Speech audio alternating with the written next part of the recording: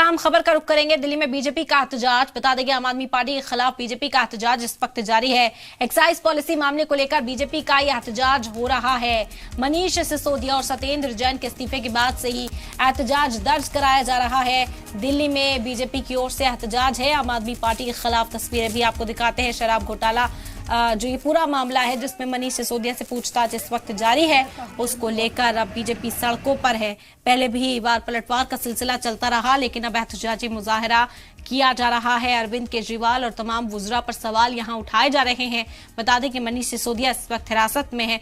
पूछताछ उनसे इस मामले में जारी है और उनकी गिरफ्तारी के बाद से ही एक मौका जो दूसरी पार्टियां हैं उन्हें मिला है निशाना साधने का, और बीजेपी उसका पूरा फायदा उठाती यहां पर दिखाई दे रही है।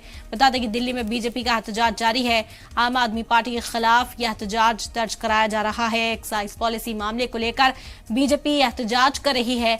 मनीष सिसोदिया और सत्येंद्र जैन के इस्तीफे के बाद यह एहतजाज इस वक्त जारी है। बड़ी खबर है दिल्ली से। बता दें कि उन्होंने इस्तीफा सौंप दिया।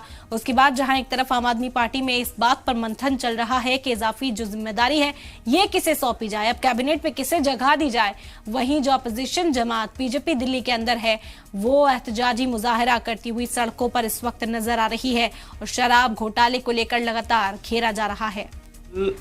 माननीय सुप्रीम कोर्ट की फटकार लगी है और ये बताते हुए लगी है कि सुप्रीम कोर्ट सजग है, सतर्क है।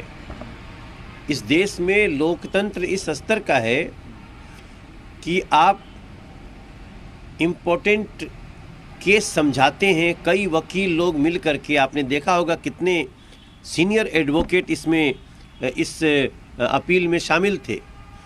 तो उस आधार पे माननीय सुप्रीम कोर्ट ने आपको समय सेम डे दे दिया, लेकिन सेम डे समय लेने वाला ये केस था क्या? आपको सीबीआई ने रिमांड पे लिया है, 5 दिन आपको सवाल पूछेगी, आपको जवाब देना है। आप माननीय सुप्रीम कोर्ट से कहने जा रहे हैं कि मुझे सवाल न पूछा जाए, तो यही बता देता है कि आपका भ्रष्टाचार कितना गहरा है और कितना शातिर लोग हैं। ये पूरी दिल्ली जानती है कि दिल्ली के अंदर जो हजारों करोड़ रुपए का शराब का घोटाला हुआ, इसके सूत्रधार दिल्ली के मुख्यमंत्री अरविंद केजरीवाल हैं। आज पूरी दिल्ली में हजारों भारतीय जनता पार्टी के कार्यकर्ता सड़कों पर उतरे हैं और अरविंद केजरीवाल का त्यागपत्र मांग रहे हैं। अरविंद केजरीवाल का जब तक त्यागपत्र नहीं होगा, दिल्ली प्रदेश भारतीय जनता पार्टी के कार्यकर्ता अपने आंदोलन को और तेज करेंगे। शराब के ठेकेदारों ने कहा है उनका कमीशन जो 2% से बढ़ाकर 12% किया, उनको जो हजारों करोड़ रुपए का फायदा पहुंचाया, उसमें से आधा पैसा उन्होंने अपनी जेब में रखा और आधा पैसा अरविंद केजरीवाल तक पहुंचाया।